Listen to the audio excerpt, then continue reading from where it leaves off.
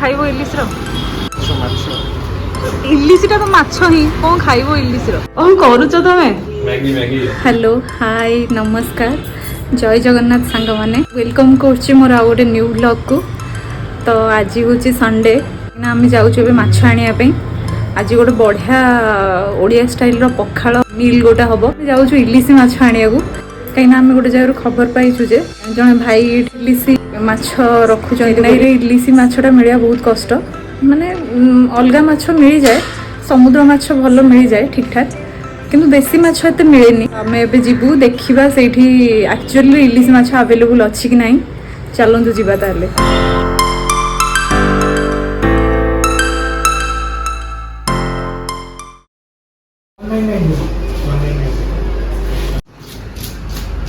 कर दे रहा हूँ इसमें आप दोनों ही कर सकते ठीक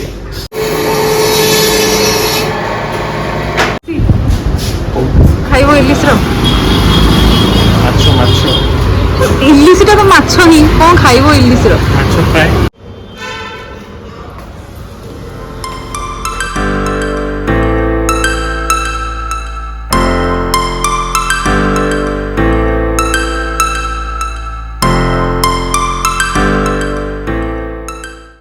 ଆପଣମାନଙ୍କୁ ଆଜି ଦେଖେଇବି ଗୋଟେ ଜିନିଷ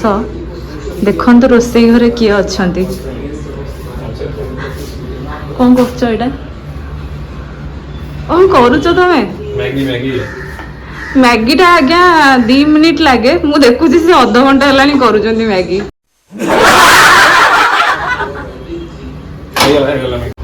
ବାଃ ବାସ୍ନା ତ ବଢିଆ ଆସୁଛି ଏଟା କଣ ଗୋଟେ ବନେଇଲେଣି ଏଇଟା ବା ପ୍ୟାନକେକଟା ମୁଁ ଆଣିନଥିଲି ନା ମଗେଇଥିଲି ସେଦିନ ଓହୋ କର ଦେଖିଆ କେମିତି ଲାଗୁଛି ଏଇଟାକୁ ମିକ୍ସ କରିବ ତା ଦେହରେ ହାଫ୍ କପ୍ କ୍ଷୀର ଦେବା ପାଇଁ ଆଚ୍ଛା ଦେଇକି ବନେଇବା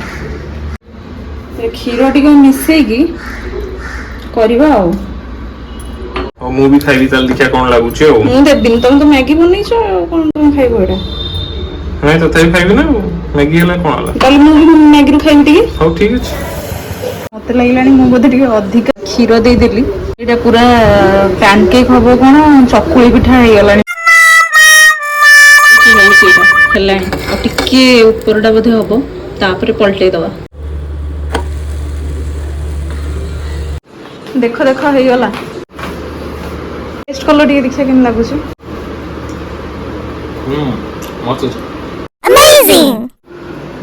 ଆଜି ତାହେଲେ କଣ ହଉଛି ଖରାବେଳେ ଖାଇବାକୁ ପଖାଳ ଭାତ ଆଉ ଇଲିଶର କଣ ଗୋଟେ କରିବା ଇଲିଶରେ କଣ ଖାଇବ କହୁନ ଇଲିଶିର ଭଜା କରିଦିଅ ଭଜା କରିବା ଆଉ ଗୋଟେ ଦହି ଇଲିଶ ବି କରିବା କଞ୍ଚା ବାଲାଟା ଯୋଉଟା ସୋରିଷ ମସଲା ଦେଇକି ହଉ ଏଇଟା ବଢିଆ ଲାଗୁଛି ତ ମ୍ୟାଗିଟା ଭଲ ଆଚ୍ଛା ଚା ପିଇବ ନା ଫିଲ୍ଟର କଫି ଚା ଫିଲ୍ଟର କଫି ପିଇବନି ହଉ ଠିକ୍ ଅଛି ଚା ବନେଇ ଦେଉଛି ଆଉ ମାଛଟା ପୁରା ରେଡି ଆମର ଗଲାଣି ପୁରା ଆଇସ୍ ପୁରା ଛାଡ଼ିଗଲାଣି ଏବେ ମ୍ୟାରିନେଟ୍ କରିବା ଆଉ କମ୍ପ୍ଲିଟ୍ କରିଦେବା ଦହି ମାଛ ପାଇଁ କେତେଟା ମାଛ ରଖିବି 2ଟା ରଖିଲେ ହେଇଯିବ ଦହି ମାଛ ହଁ 2ଟା ରଖ ହଁ 3ଟା ରଖିଦିଅ ଦେଖେ କେତେଟା ପିସ୍ ଅଛି ହେଲା କଣ କରିବ ଏବେ ମ୍ୟାରିନେଟ୍ କରୁଛି ବା ଲୁଣ ଖାଲି ନର୍ମାଲ ଲୁଣ ଇଏ ହଳଦୀ ଗୁଣ୍ଡ ଆଉ ତେଲ ଟିକେ ପକେଇକି ମ୍ୟାରିନେଟ୍ କରିଦେବା ଆଉ ଇଲିଶର ଫ୍ରାଏଟା ଖାଇବାକୁ ବଢ଼ିଆ ଲାଗେ ନା ତା ଦେହରୁ ତ ତେଲ ବାହାରିବ ଆଉ ଲଙ୍କା ଗୁଣ୍ଡ ପକେଇବି ନା ଲଙ୍କା ଗୁଣ୍ଡ ପକେଇବନି ନା ବେଶୀ ପକେଇବାନି ନହେଲେ ତେଲଟା ଟାଣିବ ଭଲ ହବନି ଫ୍ରାଏ ମାନେ କ୍ରିସ୍ପି ହବନି ଭଜାଟା ଅଳ୍ପ ପକେଇଛି ହେଲା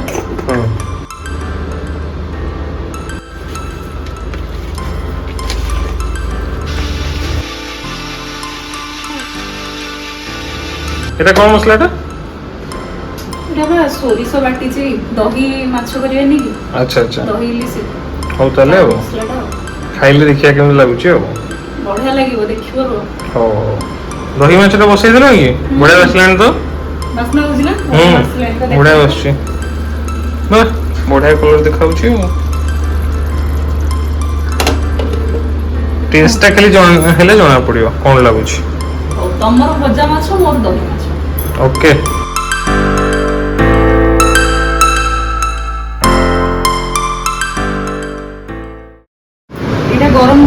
ଖାଇବା ନା ପଖାଳରେ। ठीक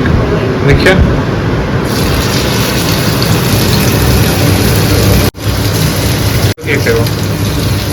ମକେଇକି ଭାଜୁଛି ନହେଲେ ଶୁଖେଇକି ଚାରିଆଡ଼େ ହବ। कलर टा किन बढ़िया देखिए The sky, the summer was alive, going to the end of time. I can see the daylight, eyes were perfect.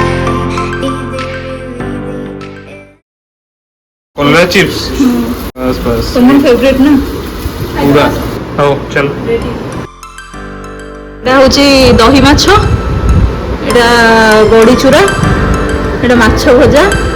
দহি পখাଳ, জହ୍ନି ଆଳୁ ଭଜା ଆଉ ଆଳୁ ଭର୍ତ୍ତା ଆଉ ଏଇଟା ତମ ଫେଭରେଟ୍ କଲରା ଆଳୁ ଚିପ୍ସଟା। ଷ୍ଟାର୍ଟ କର ଏଥର ଆଉ। ଖରାବେଳର ସବୁ କାମ ସାରିଲା ପରେ ଟିକେ ରେଷ୍ଟ ନେଇକି ଆମେ ବାହାରି ଗଲୁ ମାର୍କେଟ।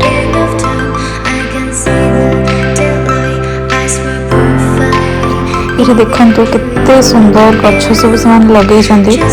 ଏଠି ଆହୁରି ବହୁତ ଅଧିକା ଗଛ ଥିଲା, ଏବେ ମୁଁ ଦେଖୁଛି କମିଯାଇଛି ଟିକେ। ଏଇଟା ଆକ୍ଚୁଆଲି ଗୋଟେ ବାଇକ୍ ପାର୍କିଂ ଜାଗାଟା, କିନ୍ତୁ ତା ସହିତ ସେମାନେ ନର୍ସରୀ ବି କରିଛନ୍ତି ଏଠି। ଆଉ ଆମେ ଆସିକି ପହଞ୍ଚିଗଲୁ ଏବେ ଫିନିକ୍ସ ମଲ୍ରେ। ଭୋକ ବି ଟିକେ ଟିକେ ଲାଗୁଥିଲା, ସେଥିପାଇଁ ମୁଁ ଅର୍ଡ଼ର କରିଥିଲି ଗୋଟେ ଚିକେନ୍ ଟାକୋ, ଆଉ ସିଏ ଆଣିଥିଲେ ଗୋଟେ ଚିକେନ୍ କ୍ୟାସିଟିଆ।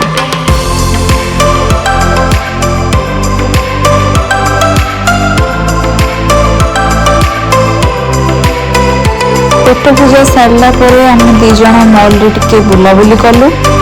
ତାପରେ ଆମେ ବାହାରିଲୁ ଘରକୁ। ତ ଆଜିର ଭିଡ଼ିଓଟିକୁ ଏଇଠି ଏଣ୍ଡ କରିବା। ଆଉ ଯଦି ଆପଣମାନଙ୍କୁ ମୋ ଭିଡ଼ିଓଟି ଭଲ ଲାଗିଛି ତାହେଲେ ମୋର ଏଇ ଛୋଟ ଫ୍ୟାମିଲିର ଗୋଟେ ପାର୍ଟ ହୁଅନ୍ତୁ। ଆଉ ମୋ ଚ୍ୟାନେଲକୁ ଲାଇକ୍, ସେୟାର ଆଉ ସବସ୍କ୍ରାଇବ୍ କରିବାକୁ ଜମାରୁ ବି ଭୁଲିବେନି।